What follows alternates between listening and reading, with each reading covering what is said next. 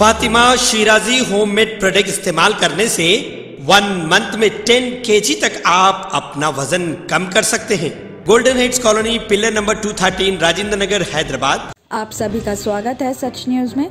आइए जानते हैं उत्तर प्रदेश और देश की राजधानी से कुछ खास खबरें। दिल्ली के शादा जिले से खबर आ रही कि कड़कड़डूमा के क्रॉस रिवर मॉल के एक स्पा सेंटर में जिस्म फरोशी का धंधा चल रहा था और खबर मिली तो एक नकली ग्राहक बनकर वहां भेजा गया और जिस्म फरोशी की पुष्टि होने के बाद स्पा सेंटर पर छापा मारकर एक युवती के साथ 2 लोगों को भी गिरफ्तार कर लिया गया है। इस मामले में आरोपी की पहचान नंदनगरी का रहने वाला अरुण और 22 साल की युवती बताई जा रही है। शारदा जिला पुलिस उपायुक्त आर सत्य सुंदरम ने बताया कि सोमवार को जिले के स्पेशल स्टाफ और लोकल पुलिस को खबर मिली थी कि क्रॉस रिवर मॉल के वैली स्पा सेंटर में जिस्म फरोशी का धंधा चल रहा है। खबर मिलते ही एक स्पेशल टीम बनाई गई और पुष्टि करने के लिए एक शख्स को नकली कस्टमर बनाकर भी भेजा गया। बताया गया कि स्पा सेंटर के रिसेप्शन पर अनु नाम का एक शख्स मिला। उसने मसाज के नाम पर नकली कस्टमर से 500 रुपए लेकर एक कैबिन के अंदर भेज दिया और वहां 22 साल की एक युवती मौजूद थी और उसने युवक से अनैतिक काम के लिए 500 रुपए की और डिमांड की और युवक ने उसे भी वो रुपए दे दिए। इसके बाद पुलिस की टीम ने उसको इशारा कर दिया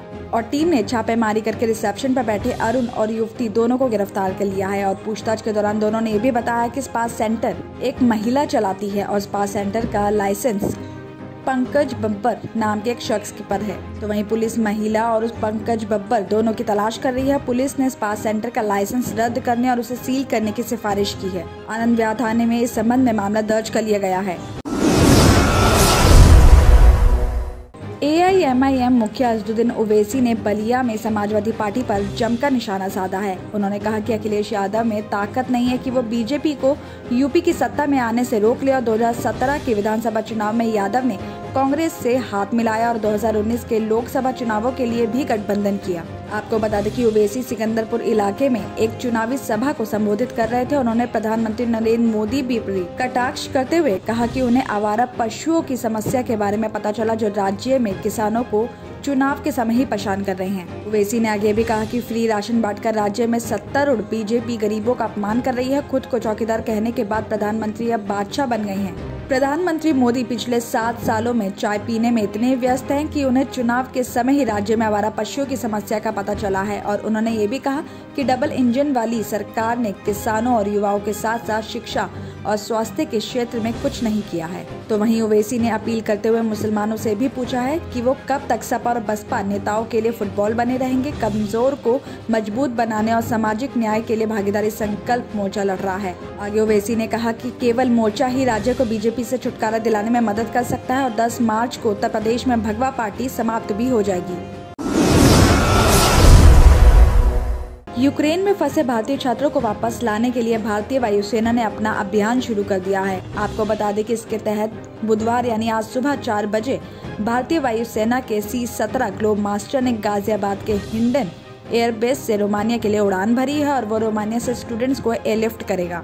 रूस यूक्रेन की इस समय की सिचुएशन की बात करें तो दोनों देशों के बीच तनाव चरम पर पहुंच चुका है और उन सब के बीच दूसरे देशों के नागरिकों के लिए भी खतरा बढ़ गया है। और इस बढ़ते खतरे को देखते हुए भारतीय वायुसेना ने भी कमर कस ली है। इसी के तहत एक दिन पहले ही प्रधानमंत्री नरेंद्र मोदी ने भी छात्रों के एयरलिफ्ट के लिए वायुसेना को तैयार रहने को भी कहा था, जिसके लिए वायुसेना के कई C-17 विमानों की सहायता लेने की बात कही थी। तो वहीं ऑपरेशन गंगा के तहत ही वायुसेना इस मिशन में उतरी है और जिससे भारतीयों को लाने का काम तेजी पकड़ेगा और वहाँ राहत सामग्री भी पहुँचाने में तेजी आएगी।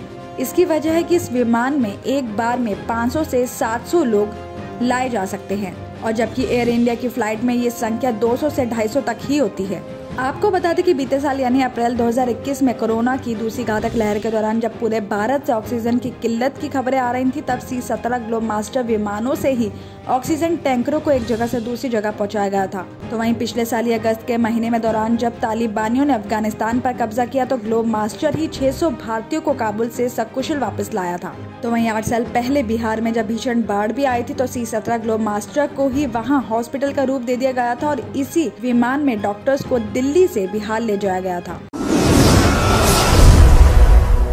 मध्य दिल्ली के पहाड़गंज इलाके में जिम में गाना सुनने को लेकर हुए विवाद में 2 लड़कों के परिवार आपस में भिड़ गए और दोनों तरफ से जमकर चाकूबाजी भी हुई है। कई लोग घायल भी हुए तो एक शख्स की मौत भी हो गई है। मृतक की पहचान मनोज कुमार बताई जा रही है। आरोप है कि सोमवार को मयंक नाम का शख्स जिम के अंदर हिमांशु नाम के शख्स से गाना बजाने को लेकर झगड़ा हो गया। मयंक ने हिमांशु को थप्पड़ मार दिया और इसके बाद उसे जिम से बाहर निकाल दिया गया। हिमांशु ने यह बात अपने घर वालों को जाकर बताई। सूत्रों का कहना है कि हिमांशु के घर वालों ने सोमवार मयंक को काफी ढूंढा लेकिन वो नहीं मिला। लेकिन इस दौरान मंगलवार सुबह जब करीब 11:30 बजे मयंक किसी काम से बाहर निकला तो हिमांशु के परिवार को इसका पता चल गया। हिमांशु के चाचा और उसके पिता और बाकी दूसरे शख्स मयंक को पकड़कर पीटना शुरू कर दिया, जिसके बाद मयंक ने भी अपने घर वालों को इस बात की खबर दे दी। इसके बाद मयंक के पिता मनोज, उसके चाचा और दूसरे शख्स भी वहां पहुंच गए। आरोप है कि आते ही विक्की ने चाकू निकालकर जोगिंदर के परिवार वालों पर हमला कर दिया। दोनों तरफ से हुई चाकूबाजी में कई लोग घायल हो गए। बताया जा रहा है कि इस दौरान सड़क पर दोनों गुट एक दूसरे को दौड़ा कर चाकू मारते रहे और लोगों ने उनको बचाने की कोशिश की, लेकिन सूत्रों का भी कहना है कि आरोपियों ने मनोज के शरीर पर करीब 27 चाकू मारे थे, जिसकी वजह से वो अचेत हो गया था।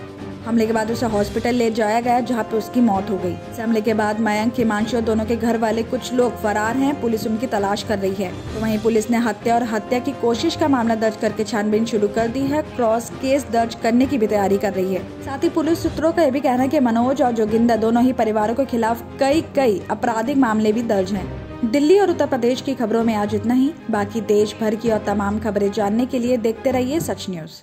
गाजी kidney centre and multi speciality hospital गुर्दे और बवासीर के इलाज का 40 साल मशहूर हॉस्पिटल, जहां हजारों पेशेंट्स क्योर हो चुके हैं। Doctor Husaini international national award winner और दूसरे डॉक्टर्स और लेडी डॉक्टर्स की जेर खिदमत गुर्दे के तमाम अमराज का मुकम्मल ट्रीटमेंट किया जा रहा है। गुर्दे फेल हो चुके हों, डायलिसिस करवा रहे हों, याद रखिए डायलिसिस कोई इलाज नहीं, इससे 1% भी गुर्दे रिकवर नहीं होते। हाँ, डायलिसिस टेम्पररी रिलीफ दे सकता है, लेकिन हमारे ट्रीटमेंट से गुर्दे फिर से फंक्शन में आ सकते हैं। गुर्दे श्रिंक हो गए हों या सिस्ट हो, गुर्दे की पथरी हो, कैसी भी गुर्दे की तकलीफ हो या पाइल्स यानी बवासीर, चाहे ब्लीडिंग हो या कोम, बगैर ऑपरेशन मुकम्मल क्योर ट्रीटमेंट का एक ही सेंटर, Ghazi kidney centre, DLRL main road, opposite Vikas high school, Chandrayangutta, Hyderabad. Cell 9966930824 या 9391326261।